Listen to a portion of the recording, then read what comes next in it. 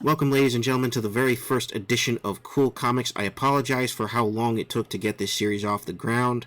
I had planned to originally review The Flash by Jeff Johns Volume 1, but I decided instead to review The Last Ronin, which is a 5-issue miniseries that ran from October of 2020 to, I believe it was April of 2022. Yeah, that's correct. April of 2022. It's a 5-issue miniseries. It is collected in a graphic novel. It's done story-wise by Kevin Eastman, one of the co-creators of the Ninja Turtles, and Tom Waltz, based off a story by Eastman and Laird, the creators of Ninja Turtles. And the art is done by Isu and Isaac Escorza, Ben Bishop, and Kevin Eastman. It's absolutely beautiful. This is a series set in sort of a dystopian type future, and it features Mikey, who is the last survivor of the Ninja Turtles, hence the name Last Ronin.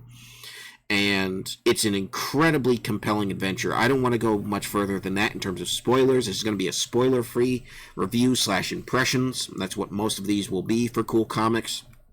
This is a fantastic mini-series. I am not somebody who is huge on the classic or the Ninja Turtle comics. I've read the first series of the classic Ninja Turtles that Eastman and Laird did, the one where they killed the Shredder. I thought that was fantastic, but they've since deviated from Eastman and Laird's original vision. They're doing their own thing with IDW.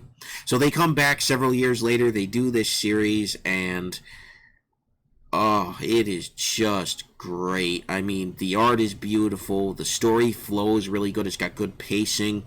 Each panel feels like it's loaded with just enough visual identity. There's a lot going on. The story keeps you engaged and hooked. It doesn't feel like there's a lot of downtime that's meaningless in this book. It just feels really, really awesome. And it ends sort of open-ended, leaving for the potential of a future series, which they have started. They've started a follow-up series to it. I don't know how I feel about it because I haven't read it, but it is just fantastic. I really like this book, and you've probably heard over the past 2 or 3 years how great this is, and it's absolutely true. I can't dispute that. This is immediately a 9 out of 10 book. I'm going to go ahead and give it a rating right now. It's a 9 out of 10 book.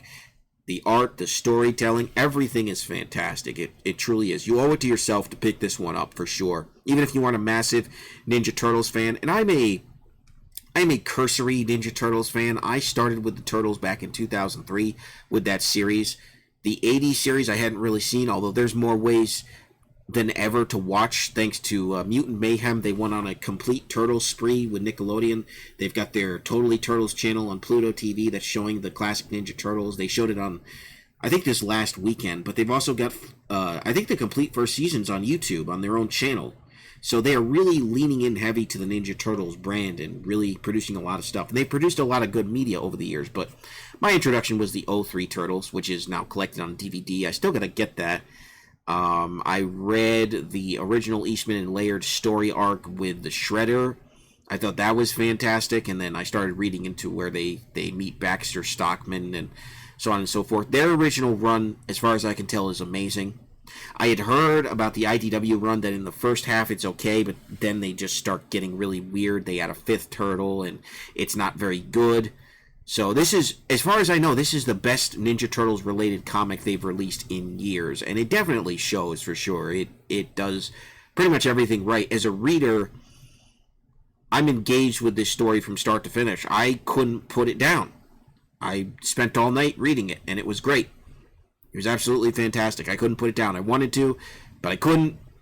It's just really, really great, and it shows Mikey, who is known as the goofball, the lighthearted, sort of yet skillful Ninja Turtle.